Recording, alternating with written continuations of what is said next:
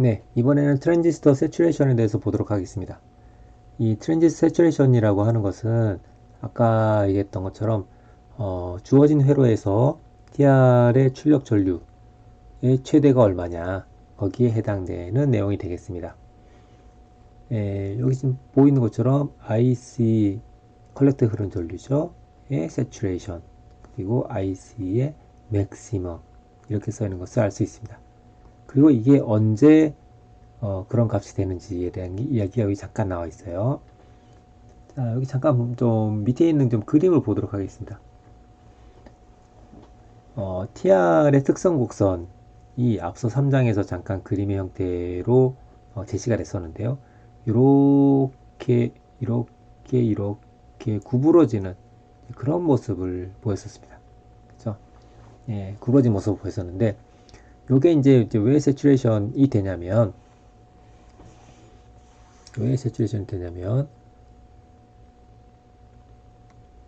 우리가 앞서서 로드라인이라고 하는 게 있었어요. 그 로드라인이라고 하는 것은 여러분들이 출력 전압과 출력 전류와의 관계식으로부터 나올 수가 있는데 그것을 그래프로 그리게 되면 이와 같이 됩니다.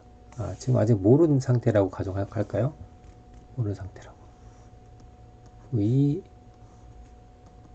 I에 대해서 이와 같이 됩니다. 네. 왜냐하면 이 직선의 방정식이 어떻게 됐었냐면 VC는 VCC 빼기 RC, IC였습니다.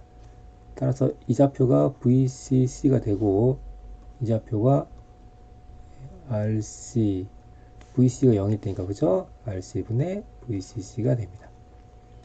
이것은 여러분들이 다이오드 했을 때랑 똑같다는 것을 알 수가 있죠. 물론 여기는 0이죠. 자, 그런데 트랜지스터의 베이스 전류가 커지게 되면 3장에서 베이스가 전류가 작으면 이렇게 있다가 커지면 점점 위로 증가하는 모습을 보였었습니다. 자, 그럼 예를 들어서 베이스 전류가 이만큼이었다가 예를 들어서 5마이크로라고 할까요? 그러다가 10마이크로 됐다가 15마이크로 됐다가 20마이크로 됐다가 25마이크로 됐다가 이렇게 됐다고 합시다. 그러면 IB가 증가함에 따라서 교점도 점점 증가를 하고 있죠. 교점의 출력 전류가 점점 증가를 하고 있죠. 자, 그러다가 IB가 아까 어디까지 30이 됐습니다. 교점이 또 증가했어요. 그 다음에 어떻게 되느냐? 35가 되면 또 이렇게 해서 이렇게 됩니다. 40이 되면 또 이렇게 해서 이렇게 됩니다. 그래서 교점은 굉장히 조금밖에 위로 올라가지 않습니다.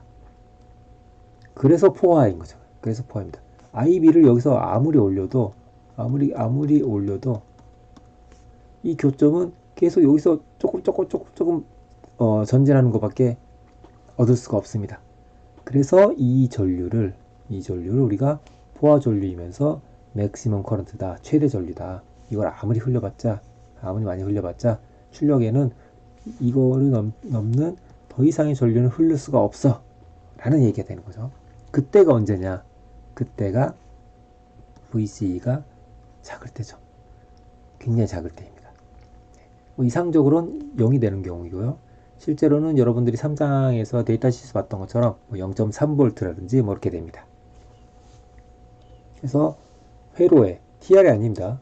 TR에 데이터시트에 보면 처음에 맥시멈 레이팅이 나오는데 거기에 컬렉터에 흘려줄 수 있는 최대 전류도 있을 텐데 그 전류가 아니고 그 TR이 활용된 주어진 회로에서 TR의 출력에 컬렉터에 흘려줄 수 있는 최대 전류가 얼마냐에 해당되는 얘기입니다. 회로에 대한 얘기입니다. 회로에 대한 리밋이고요. TR에 대한 리밋이 아닙니다. TR 소자 독립적으로 그 소자 하나만 딱 띄어서 거기에 흐를 수 있는 최대 전류를 의미하는 것이 아닙니다. 그죠? 그래서 이것도 데이터 슈it에 있다는 거죠. 이것도 데이터 슈it에 보면 있다. 네. 그래서 이상적인 경우에는 이때가 언제냐면 아까 얘기했던 것처럼 이상적인 경우 이때다. 이때가 언제냐? VC가 0일 때입니다. 즉 얘가 0일 때죠. 얘가 0이면 IC가 얼마가 되겠습니까? RC분의 VCC가 되는 거죠. 요 값이 되는 거죠. 즉 이 직선과 Y축이 만나는 세로축이 만나는 이 교점이 되겠습니다. 교점이.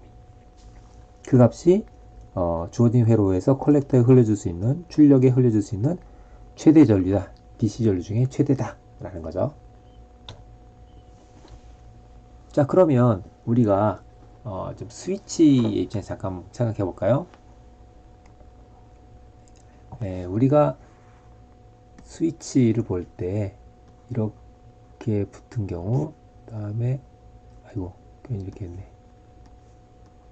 그 다음에 이렇게 떨어진 경우, 쇼트된 경우, 그 다음에 오픈된 경우, 네, 언된 경우, 오프된 경우 보통 이렇게 얘기하죠. 네, 그런 경우를 생각해 보면 이 경우는 저항이 0인 경우, 이 경우는 저항이 무한대인 경우가 되겠죠. 그죠? 지금 TR 입장에서 보게 되면 컬렉터하고 이미터 사이에 이 사이의 저항 선물을 만약에 우리가 생각한다면 저항이라고 하는 것은 R은 I분의 V니까 이렇게 할 수가 있겠죠. 여기 흐른 전류분의 여기 양단의 전압이 되겠죠. 근데 지금 만약에 세츄레이션 커런트가 흐른다면 이 경우에 해당된다면 그때는 어떻게 됩니까? 전압이 0이죠. 전압이 0. 아까 뭐라고 했습니까? 아까 이런다고 했었죠. 이때가 이때죠. 따라서 저항이 0옴, 즉 굉장히 작을 거다라는 것을 알 수가 있습니다. 예. 왜 굉장히라고 했냐면 사실은 이 0이 아니고 0보다 조금 큰 값이니까. 예. 그래서 이 경우는 쇼트일 거다라는 것을 알 수 있습니다. 쇼트다라는 거죠. 그래서 여러분들이 TR을 볼 때, 트랜지스터를 볼 때, 스위치를 볼 때에는 어떻게 보면 되냐면 이게 자, 이렇게 되어 있는 TR을 어떻게 보면 되냐면 예를 들면 이런 식으로 보면 되는 거죠.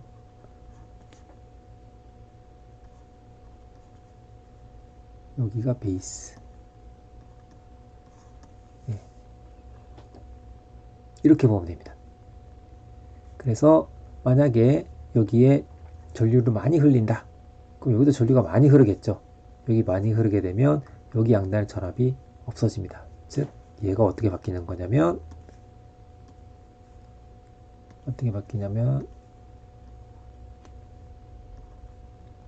이렇게 되는 거죠. 쇼트가 되는 거죠. 딱 붙어서 쇼트가 되면 여기 출력이 얼마가 됩니까? 출력이 0이 되겠죠. 그죠? VCC. 반면에 여기 전류가 조금밖에 안 흘러요. 조금밖에 안 흐르면 여기도 조금밖에 안 흐르겠죠. 거기도 조금밖에 안 흐르면 그러면 여기 양단의 전압차가 굉장히 작아지게 되겠죠. 따라서 출력 전압이 거의 VCC에 가깝게 되겠죠. 이렇게 되겠죠. 이런 결과가 나올 거라는 것을 알 수가 있습니다. 이것은 사장의 뒷부분에서 여러분 다시 한번 자세하게 설명하도록 하겠습니다. 네, 요거는 이제 회로가 주어져 있을 때 이걸 구해라 라는 건데 그냥 단순하게 공식에다 적용하는 거라서 그냥 스킵하도록 하겠습니다. 여러분 스스로 쉽게 따라갈 수가 있습니다. 네, 이번에는 로드 라인 어널리시스가 되겠습니다. 네, 앞서 얘기했던 것처럼 우리가 출력 전류와 출력 전압 간에 여기 아웃풋 배열을 써 있죠. 출력 전류와 출력 전압 간의 관계식을 구했었어요. 네, 이거를 IC를 기준으로 다시 풀어쓰게 되면 이렇게 될 것이고 이것을 VC와 IC 축에다가 그래프를 그리게 되면 이 검정색 라인처럼 됩니다. 여기가 VCC, 여기가 RCNVCC가 되겠죠. 네, 그건 뭐 이 방정식에서 얻어도 되니까 금방 얻을 수가 있겠죠. 네, 이렇게 이런 로드 라인을 여러분들이 쉽게 얻을 수 있다. 어디서부터? 출력 전압과 출력 전류의 관계식으로부터 이거를 쉽게 얻을 수 있다라는 것을 알 수가 있습니다. 이 직선과 IB, IB와 IB 곡선과의 교점, 여기서 동작을 하고 있다는 거죠. 그렇다는 것도 알 수가 있습니다. 네, 방금 전에 제가 교점에서 동작을 하고 있다고 했는데, 우리가 4장을 맨 처음 시작을 할 때 동작점이 어디에 있으면 좋은지에 대해서 잠깐 얘기했었어요. 결국에는 동작을 이와 같은 형식으로 하게 되는데, 그렇다고 한다면 신호가 바뀌게 되면 이 로드 라인을 따라서 동작점이 움직이게 됩니다. 뭐 동작점이 움직인다고 해야 될까요? 하여튼 값이 움직이게 됩니다. 자, 그렇다면 자, 여러분들 생각에 VC가 있고 IC가 있는데 지금 정상적으로 작동할 수 있는 범위가 이렇게 있겠다고 합시다. 그런데 만약에 동작점이 여기 있다고 합시다. 여기 있게 되면 지금 동작점이 여기라는 얘기는 로드 라인이 여기를 지나는 직선이라는 얘기죠. 이런 식으로 있겠죠, 아마도. 그렇게 되면 신호가 변화할 수 있는 폭이 아주 조금밖에 없죠. 이쪽으로는 요만큼밖에 못 움직이고 이쪽으로 이만큼밖에 움직이지를 못합니다. 그게 문제가 되는 거죠. 왜냐? 우리가 하고 싶은 것은 신호를 증폭시키고 싶은 거예요. 신호를 크게 키우고 싶다는 얘기죠.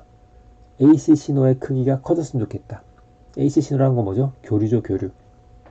교류이기 때문에 DC를 중심으로 스윙을 하는, 왔다 갔다 하는 사인파가 움직이는 진폭의 크기가 컸으면 좋겠다는 거죠.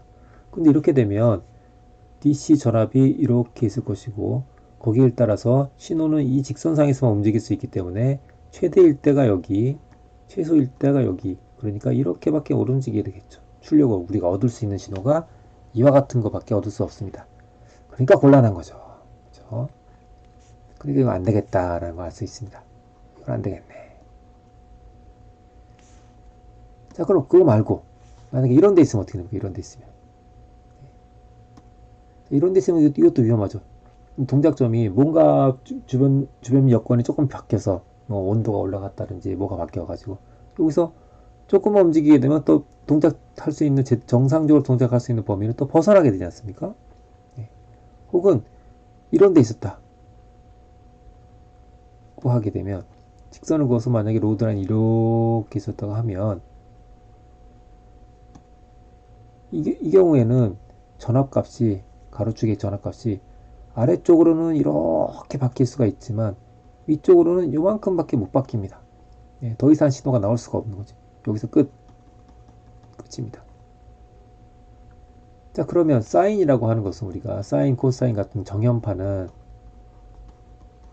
0을 기준으로 위아래 똑같이 움직이는 거잖아요. 똑같은 크기까지 움직일 수가 있는 그런 신호잖아요.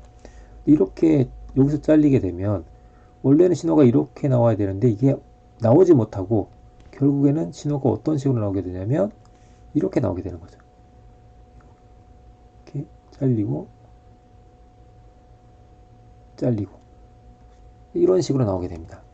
이거는 우리가 원하는 바가 아니죠. 신호가 안 잘려야 되는 거니까. 따라서 이런 거 저런 거 감안해 보면 확실히 가운데쯤에 있으면 좋겠다라는 것을 알 수 있습니다.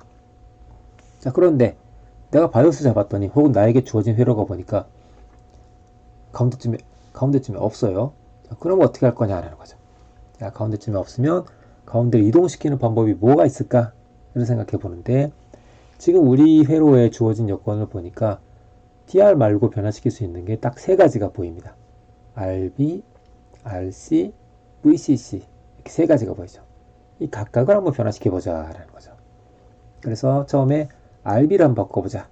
처음에 큐포인트가 여기 있었다는 거죠. 야, 이게 좀 안 좋은 것 같아.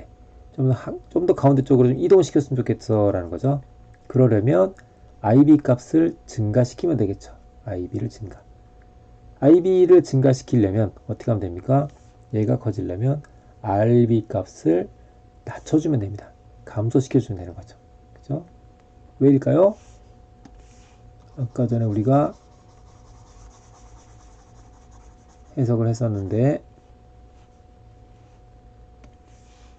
아이고, 여기다가 KVL 돌리게 되면 KVL VCC는 IBRB 플러스 VB 0.7이 되는 거죠.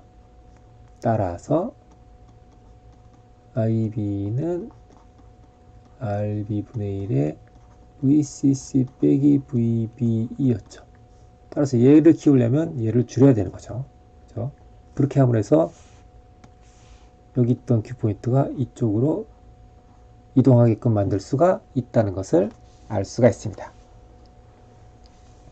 두 번째로 컬렉터에 있는 저항을 한번 바꿔보자. 자, 만약에 큐포인트가 이쪽에 있었다 라고 하면 안쪽으로 좀 옮기려면 이쪽으로 이렇게 왼쪽으로 좀 가야 되겠죠. 그죠? 자, 왼쪽으로 가게끔 하기 위해서 로드라인을 바꾸는 거죠. 근데 로드라인인데 VCC가 일정하면 X축과의 교점, X절편이죠. X인터셉트가 이제 일정하겠죠. 이게 이 값이 일정할 겁니다. 그 상태에서 R 값이 바뀌면 RC가 바뀌면 Y절편이 바뀌게 되는 거죠. Y절편이 바뀌게 되는 거죠. 그럼 내가 교점을 이쪽으로 바꾸고 싶으면 이것이 고정되어 있고 교점을 이쪽으로 바꾸고 싶다고 한다면 이렇게 되도록 하는 Y절편을 갖도록 RC 값을 조절하면 되는 거죠. 그렇죠? 지금 같은 경우에는 오른쪽에서 왼쪽으로 변화시키고 싶은 경우이기 때문에 Y절편이 줄어들어야 됩니다. 근데 Y절편은 뭐죠? 여기 있죠. RC분의 VCC입니다. RC분의 VCC가 줄어들려면 언제? VCC가 일정할 때. 그러면 RC를 키우면 되겠죠. 그렇죠? 그렇다는 것을 알 수 있습니다. 지금 VCC가 안 바뀌었고 RB가 안 바뀌었기 때문에 IB는 그대로 유지가 된다는 것을 알 수 있습니다. 자, 마지막 세 번째입니다. 마지막 세 번째는 우리 책에 좀 그림이 조금 잘못되어 있는 것 같아요. 자, VCC를 바꿨습니다. VCC를. 원래 책에 있는 그림이 성립을 하려면 여기가 끊어져 있어야 됩니다. 여기가 끊어져 있고 이쪽에 전원 따로 이쪽에 전원 따로 해서 여기 전원 값만 바꾸면 그럼 맞아요.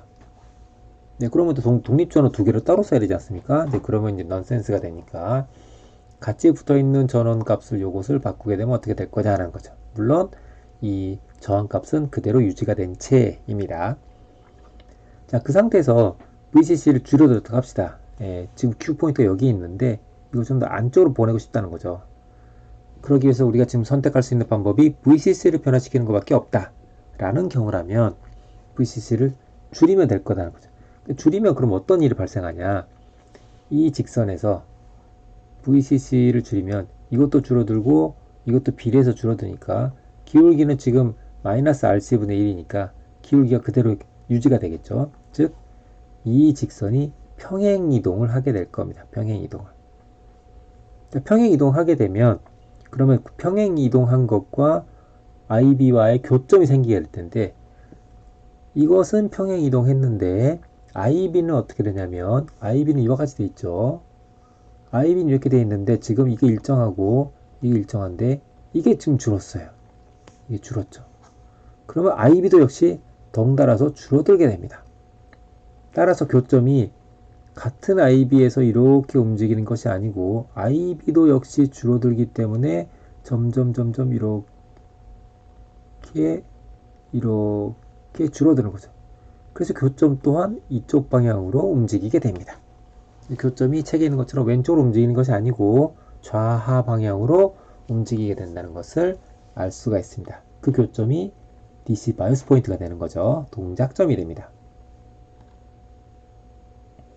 네, 여기 간단한 example이 있습니다. 네, 이 example은 이 그림을 보고 요 값을 찾아내 달라, 한번 알아봐 달라 하는 거죠. 그러면 아까 여기가 VCC였고 여기가 RC분의 VCC였기 때문에 이 두 개는 금방 구해지죠. VCC over RC니까 금방 구해지죠. 그 다음에 여기 Q포인트가 20하고 30 중간이 25라고 합니다. 25. 예, 그러면 25인 것을 우리가 알고 있기 때문에 다시 좀 전에 우리가 구했었던 여기 구했었죠, 그죠? 이 구했던 관계식에 대입만 하면 되죠. 알고 있고 그 방금 전에 구했죠. 알고 있는 값이니까 아니 잠깐만요. 요거는 알고 있는 값이 아니죠. 구하려고 하는 값 구하려고 하는 값 알고 있는 값. 그러니까 미지수가 RB밖에 없기 때문에 RB를 구할 수가 있게 됩니다. 네, 물론 여기서 또 하나 여러분들이 유의할 사실은 여기 지금 772K라고 되어 있는데요. 만약에 여러분들이 이렇게 설계를 했다 해서 계산했더니 772K가 나왔다 라고 하게 되면 772K라고 하는 단일 저항은 없을 겁니다. 아마도. 그렇기 때문에 이럴 때는 만약에 요거에 너무 집착을 한다면 가변 저항을 써서 이제 해야 되겠죠. 근데 실제로 이제 그렇게 하는 것이 아니고 그냥 여기에 가까운 표준 저항 뭐 700대 같으면 이제 750K라든지 이런 것들 이런 저항을 하나만 사용하게 됩니다. 그러면 당연히 이 값이 아니니까 동작점이 여기하고 좀 달라지게 되겠죠. 예, 그래도 괜찮습니다. 대충 이 근처면 된다는 거지 정확하게 여기 딱 여기 정확하게 이 값이고 정확하게 이 값이고 뭐 그래야 된다는 것은 아니기 때문에 괜찮습니다. 그 정도는 여러분들이 전자회로 배울 때만큼은 좀 여유를 갖고 임해주면 될 것 같습니다.